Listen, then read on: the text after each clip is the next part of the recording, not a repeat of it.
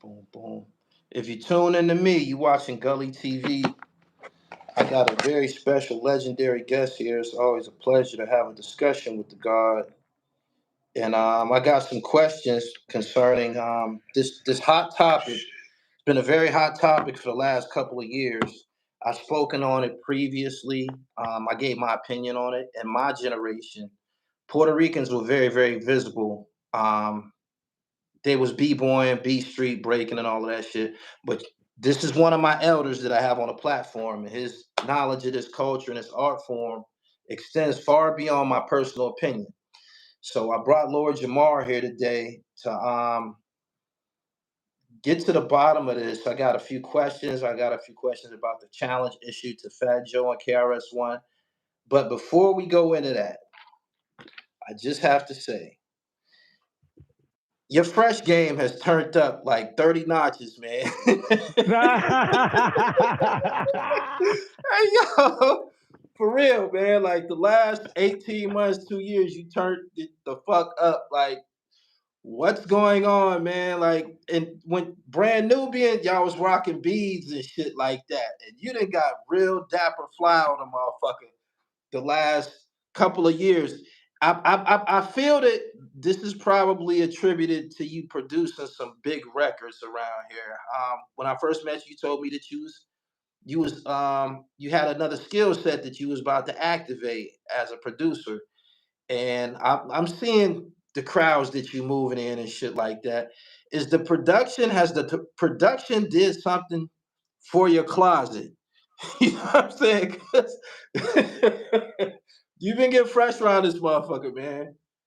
Well, first of all, I appreciate that. Um, yeah, there'd be different things that make shit happen or whatever. You know what I mean?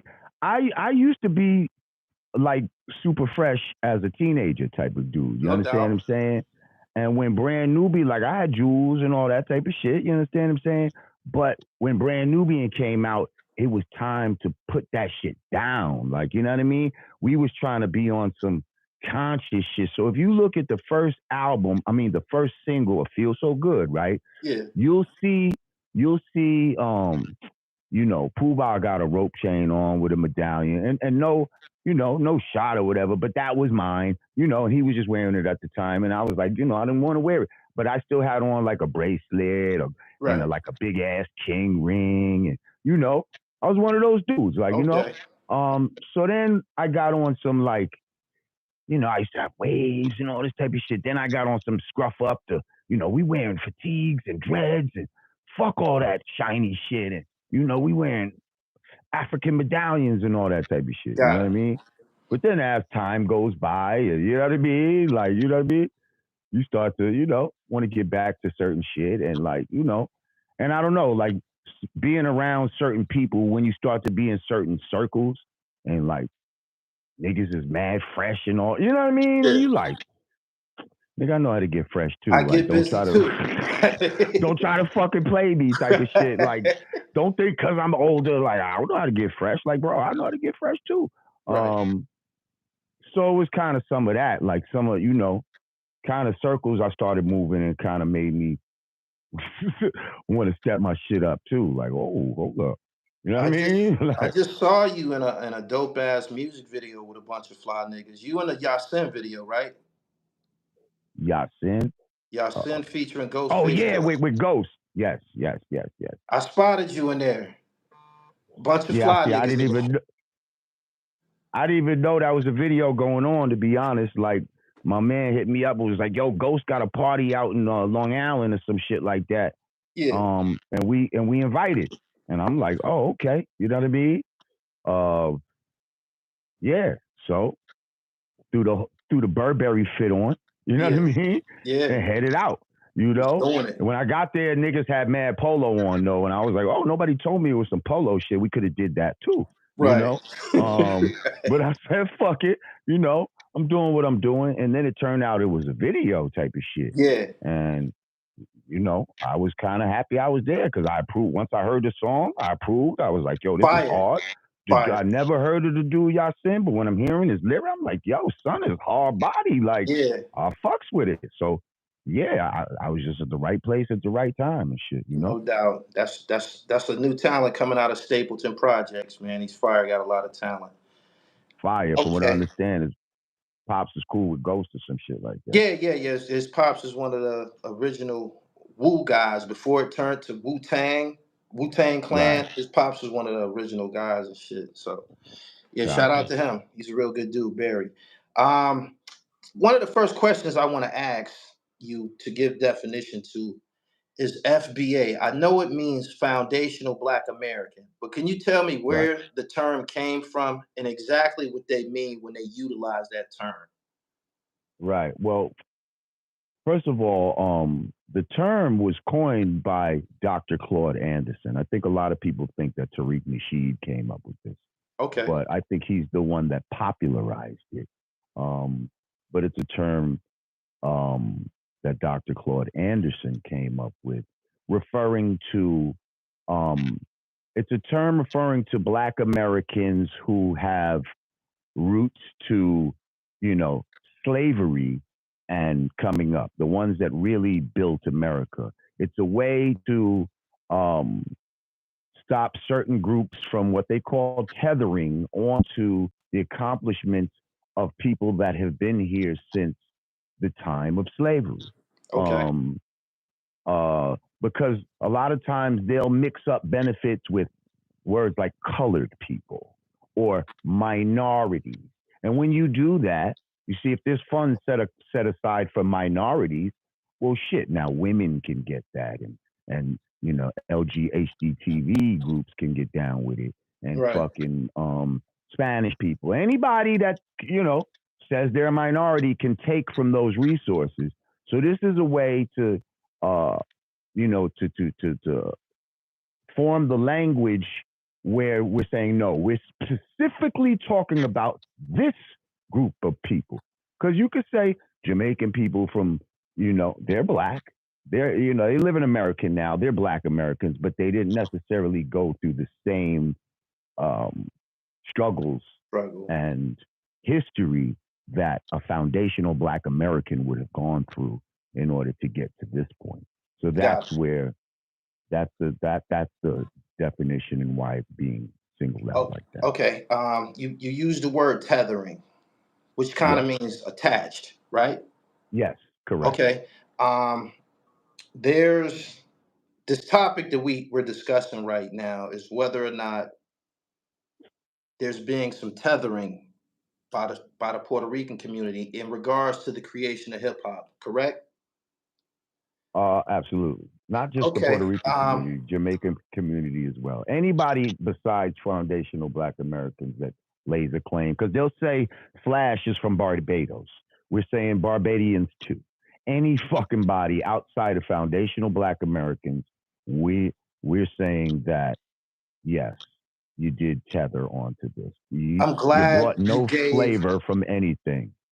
you gave great clarification early on in the interview because people have the perception there's like an issue, which kind of is reflective of racism between blacks and Puerto Ricans. But you said the tethering also can be attributed or um, to Jamaicans. Applies to Jamaicans as well. Absolutely.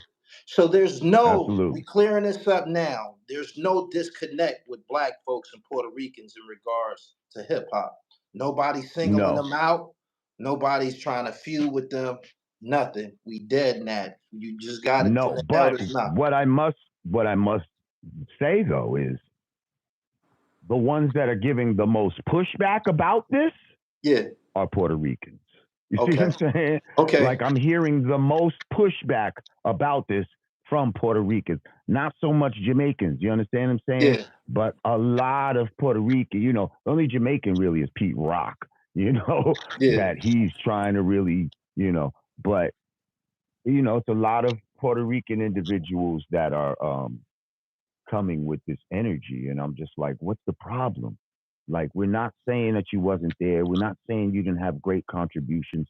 We're just saying that nothing we were doing or you were doing was Puerto Rican. Everything was influenced by young Black American youth. The breaks, Everything that of the style, everything that we were doing was something that young Black American youth, not even adults or older teenagers, I'm talking youth, created this. Okay. If you wanted to put a date or a time frame on it, when would you say that it was officially established? I say it was. I don't have an exact date. I'm not gonna. You know, they want to say, "Oh, it started that day at the Cool Herc party." I say the '70s, bro. I say Right. the '70s, and I'm you know, I might be controversial just for saying this too.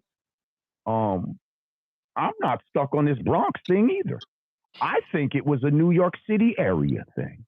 Okay? I think we were all on a certain vibration at that time, okay? Because James Brown was rampant everywhere. Right. Soul Train was rampant everywhere. The Black Power movement was rampant everywhere. Say, you know, that whole Right On movement was rampant everywhere. So all these Black people who moved from down south up to the New York area specifically, um, had this ties to this music and all that energy that was going on and the street shit that was going on at the same time. And then there was these movies and all of that shit kind of culminated.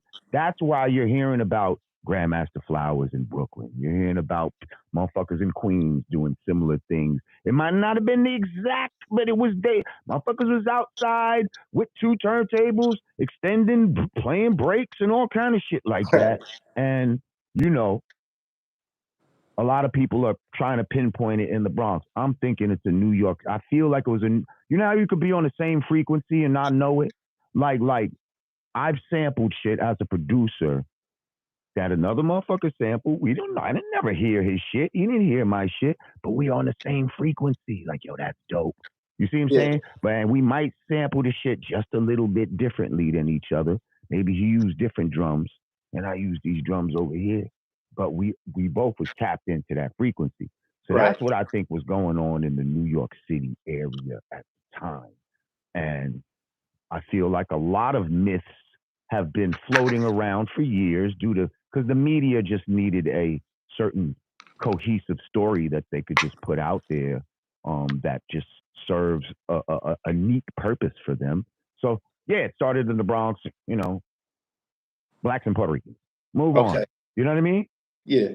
But it's not that simple. I think it's New York City area, definitely young Black kids who who certain Puerto Ricans, not all of them, it was the ones that were forced to be right next to us, especially the ones that lived in the projects.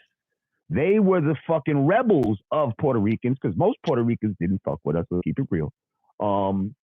And they were the ones that gravitated to our style and this and that. Keep in mind, they're new, you know, their families is new in America. They have to learn how to be American. Who do you think was teaching them how to be American? The people that they right next to, the young Black Americans. Who Absolutely. knows how to better be American than a Black person? Makes total sense. Okay. You said that from your perspective, or well, from what I'm seeing too, the most pushback or the most resistance to this truth seems to be the Puerto Ricans and not the Jamaicans. What's Joe Conzo's issue? What's his beef? What's his beef? This is someone who I'm told he issued or he filed a cease and desist against the microphone check project by Tariq Nasheed. Because Tariq used two of his pictures, I guess, which I think since has been taken out and they're going to re-release it. So he didn't really stop nothing. But apparently he used two of his pictures, you know, and he's mad that he didn't get paid or some shit. I would ask though, did the children in those pictures that he took, did they get paid? Did they get paid for being in your pictures, Right. Mr. Conzo? I would say no. Okay. My hunch is no. No. Right. Okay. Now let's get to the actual topic. Why was it necessary that you issued a challenge to KRS One and Fat Joe particularly in regards to this topic? Well, first, Fat Joe had said 50-50 a while ago that, oh, no, it was 50-50 back in the days. And I'm like, it wasn't even 50-50 when I was in it. It's not 50-50 now. Like, let's keep it real. Like, right. like it's never been 50-50.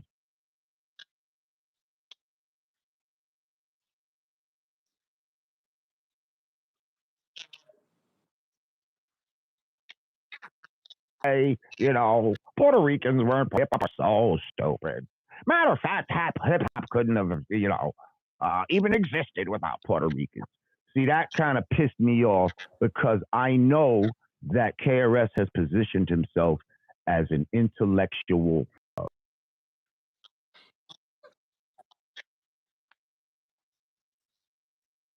He does. The teacher. Yeah. And so when KRS says some shit, you're just supposed to stop it in and you're not supposed to talk back. Okay? And in my mind, I said, with all due respect, no matter how official he sounds saying this shit, he's wrong. And it's just what the fuck it is. Like, you know what I mean? Right. I keep looking at my old camera that I usually look at and shit instead of this shit. He's wrong.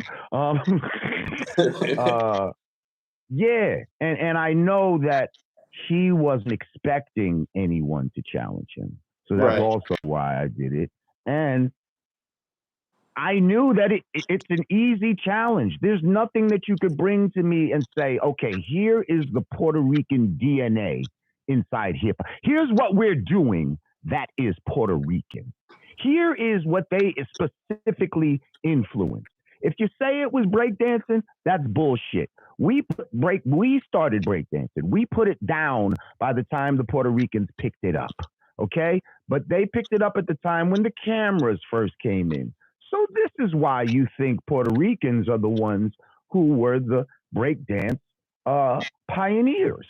But no, they weren't. We started that shit.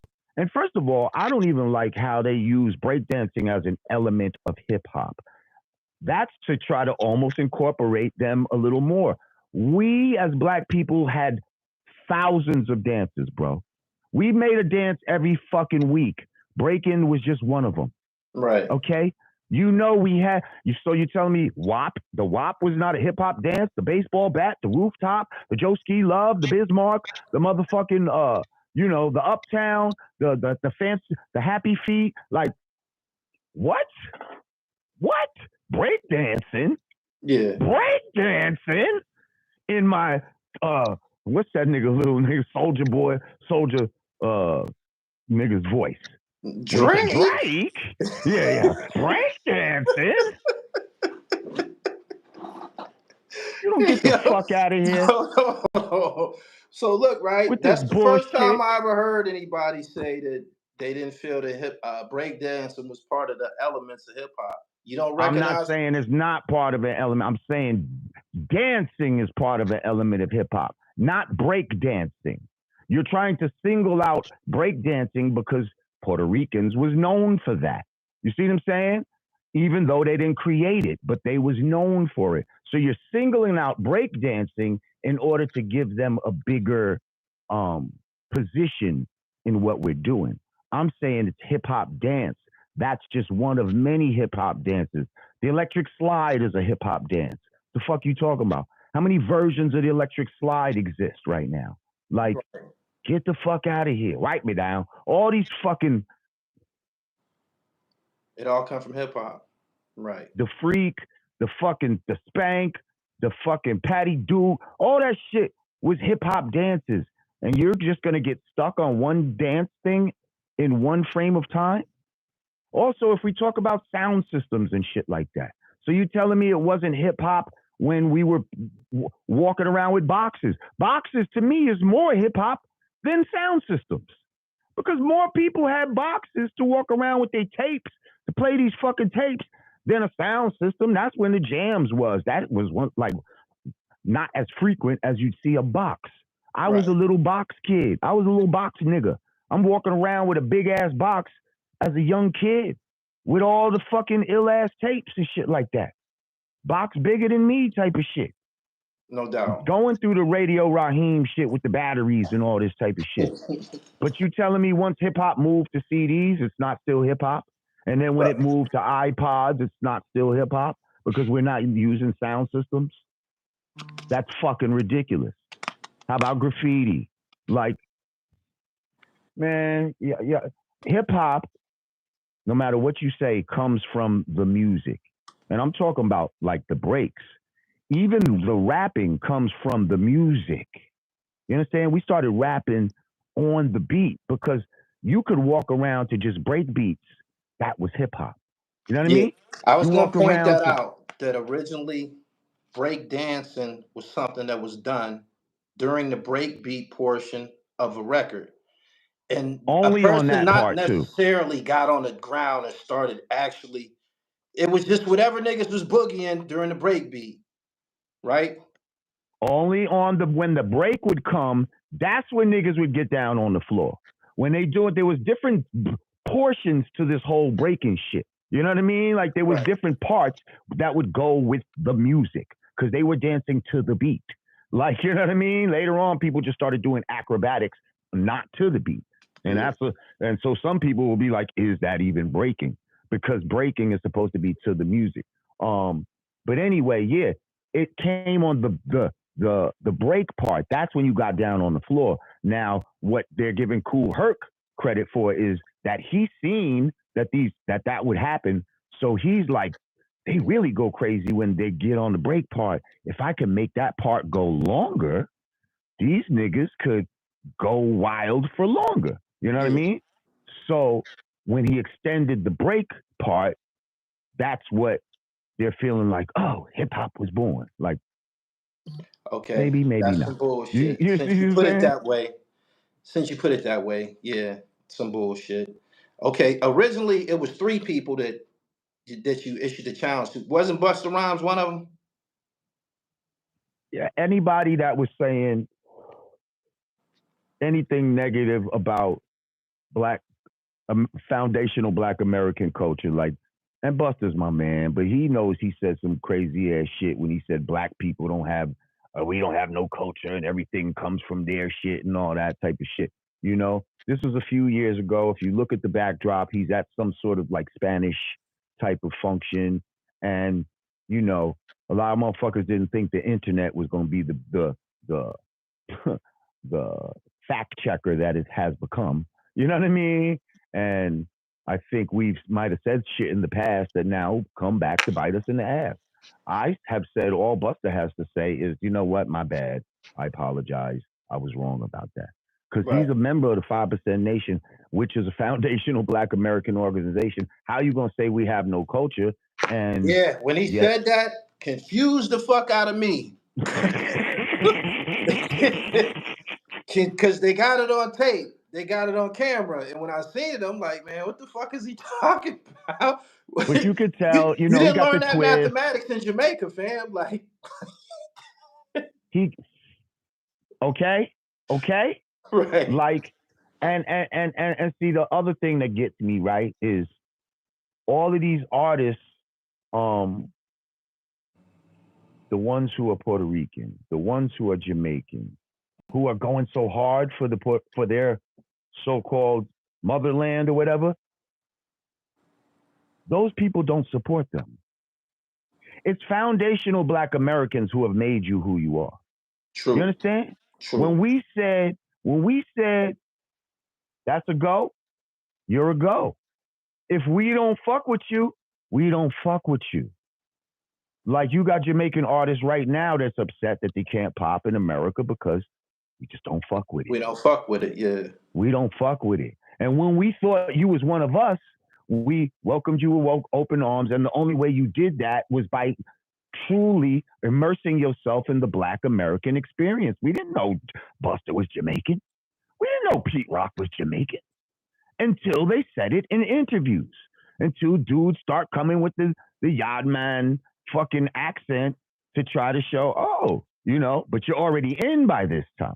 Right. You see? If you depended on, and now once you make that known, it's not like Jamaicans are now coming in groves to buy Busta Rhymes records or Pete Rock's records. It's still us who Us. say, We yeah, did that's that. hot. That's hot.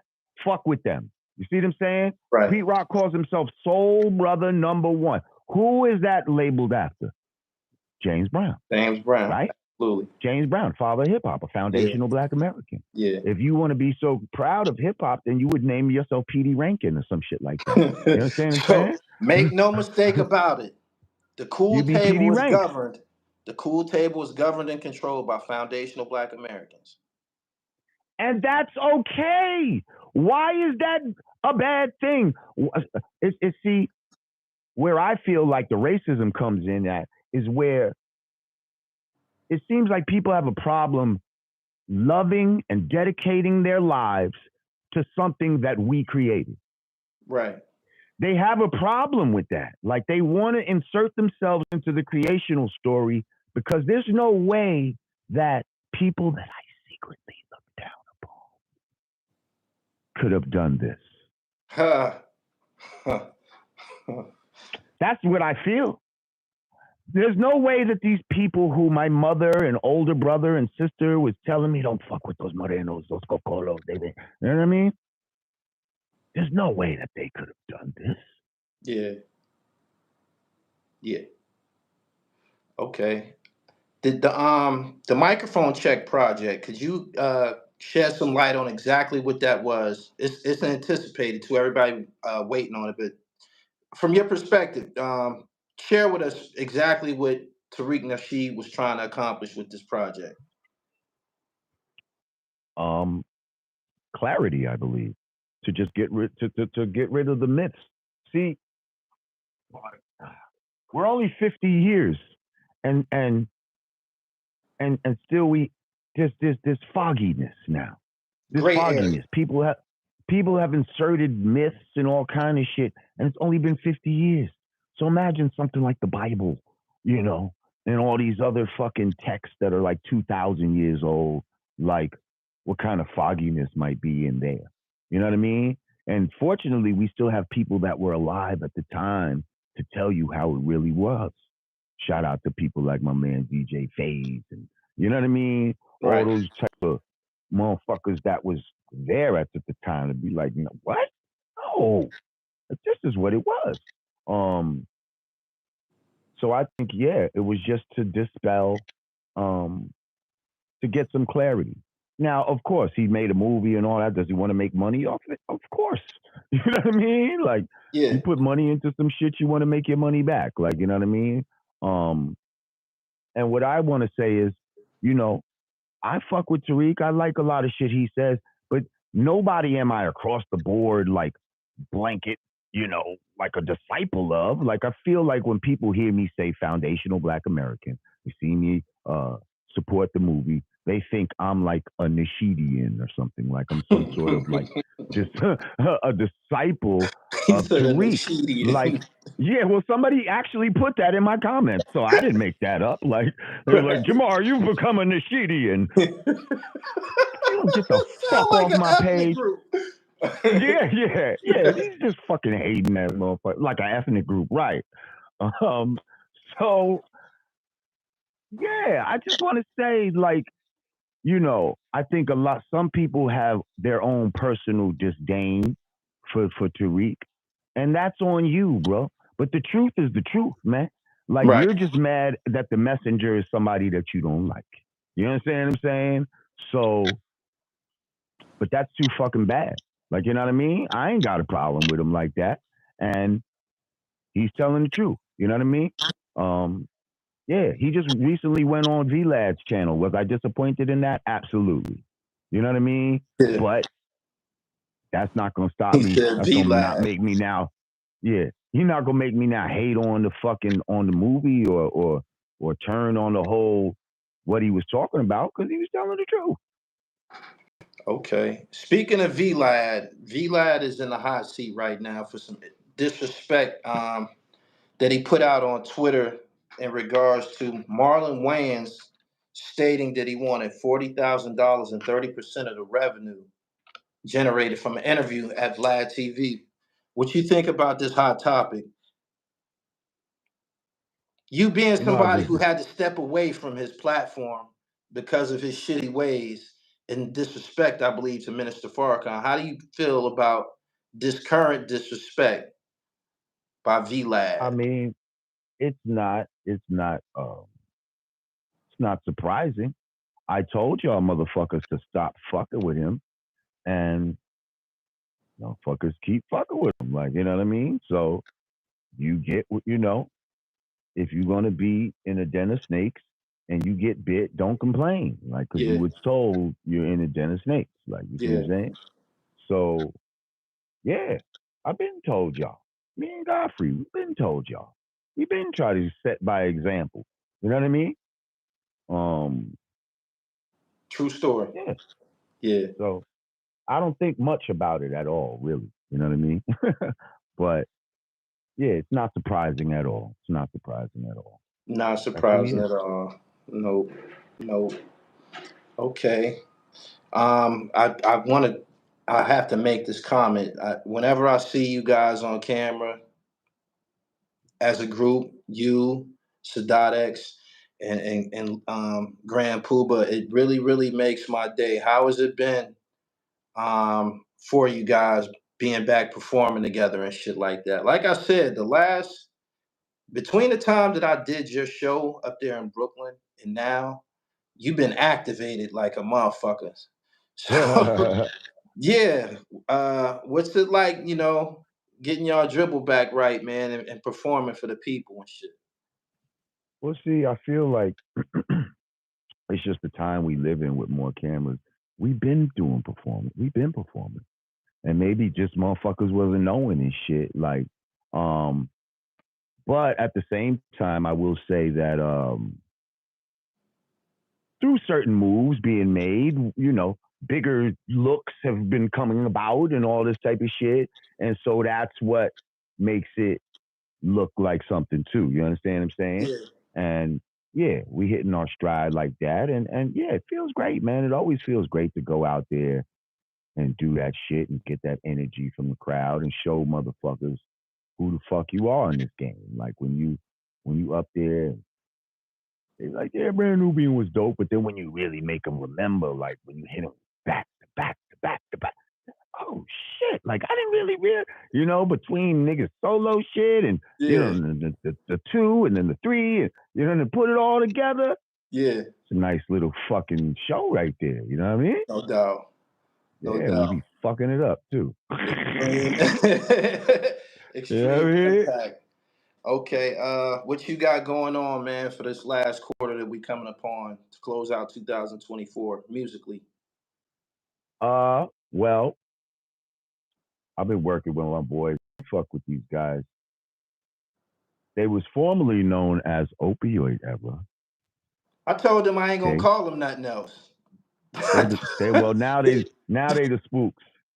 Now they Yeah. the spooks. Grunge Okay. and Bass. The spooks that sat by the speaker. You heard? Okay. Um, Ambassador Rick and Grunge Gallardo. Shout out to them. yes. Shout out to them. And shout out to the homie too, but they doing what they doing, like you know what I mean. Yeah. But I got a project that that I'm getting ready to put out with them, and the shit is dope, man. I like the direction that they've taken. You know what I Yeah. mean? Like it's dope, man. You know what I mean? Like Yeah. it feels good. Like it feels good. You That's what's know? up. I like them Um, guys. I like their music. yeah, I do too. So yeah, that's some shit. And yeah, I might drop a single or something myself. You know what I mean? I got a joint that I've been had on deck and I posted it Okay. up and I might put that motherfucker out and see how that feels, Looking forward to hearing from you. I appreciate your time. You cleared that up really, really quick. Did any of those gentlemen give you any feedback on the challenge, the public challenge that you issued? Did you get any phone calls, text messages, anything? Absolutely not. You know, no. You know what I mean? Because what can you really say? Like, please understand that as soon as I like got introduced to hip hop, one of the first things I did was go into my mother's record collection because I remember all the James Brown fucking Right. 45s. I used to love James Brown because this was a black man's face actually on the record. I thought that was so fucking cool. He had the afro and all. I was like, wow, this is the greatest. But I remember going through a 45s and I found that fucking Tramp.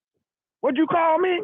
Tramp. And I was just like so happy that I Wow. had some hip hop shit in my fucking just organically. You see what I'm saying?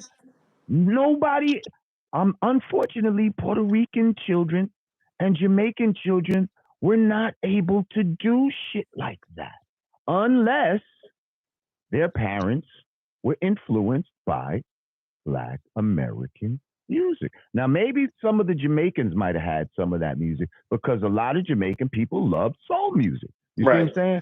But the Spanish people, where was you going to go in there and find the breaks? You see what I'm saying? And stop telling me one guy was playing conga on a soul music and that's what made it, he's part of hip hop. Look, Apache don't talk about shit like that. Listen to the bongos. Let me just say that hip hop is whatever we make hip hop.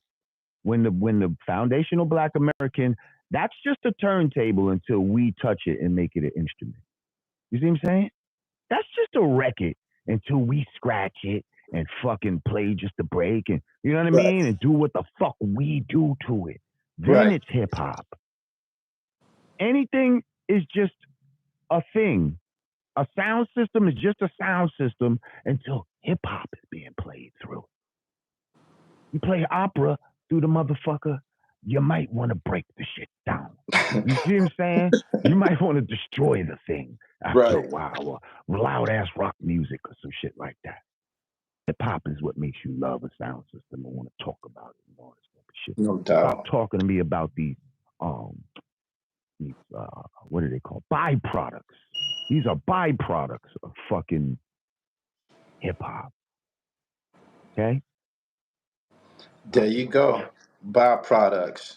If y'all didn't hear the definition of FBA, that's Foundational Black American, make sure you go and pull this back, play this shit back. I appreciate everybody for coming through. Most importantly, I appreciate Lord Jamar for taking time out of his day to give us clarity on this whole topic. And shit. Because I love all these groups. I love them all. Like, I don't want anybody to try to fucking act like, yo, he's just a hater against Puerto Ricans. He's just a hater against Jamaican. No. I have many family members that's fucking Puerto Rican. Shut your fucking mouth. You don't know what you're talking about. This is just about truth. You know what I mean? If I was Jamaican, I would still be saying this. You see what I'm saying? Like, because this is the truth, man. We in search of the truth. That's it. And that's all. And clarity. And just, you know what I mean? Because power is the truth. The truth is the light which will take you out of darkness and allow you to see who you are in this universe. No doubt. So, in closing, play this back. You're going to hear that there's no issue because people have said a lot of nasty things, man. And it in the comments, it turned into like a Black and Puerto Rican thing. And it was looking really ugly, man. And I didn't appreciate it, but I'm glad you came here to say this discussion is rooted in anybody tethering Puerto Ricans and Jamaicans on culture and art forms created by foundational anybody tethering, anybody outside that's trying to tether to, and capitalize off of this shit that we've done through the civil rights movement and all this type of shit, and then motherfuckers come here afterwards when they country didn't provide some shit. You know what I mean? Like, and you coming here now and benefiting off of work that was already done, and then going to try to disrespect us in the process. That's not cool. Not gonna happen, right? That's not gonna happen. Not on my watch. Jamar, tell these people where they can find you out on IG, and tell them when you're airing on your platform. You can check me on IG is at Lord Jamar, at Lord Jamar on all wheels, social media, X or whatever the fucking case may be. And you probably could check me out on my channel. I usually go live like Wednesday or Thursday around 4 p.m., 5 p.m. around there. Yeah, so check me out on Now I Mean Godcast. And yeah, we'll be talking that shit. I appreciate your Be time. talking Thanks that a lot. talk. And thank you for putting me on to this means of communication. I haven't done this yet. I like this format, this YouTube, I like this split screen Yeah. shit we got going on. I can still use my mic and my headphones and all this type of shit. So I think I'm going to experiment with this on my shit. Each And see one what it teach do. one. Absolutely. Peace. Peace. My man. Yes.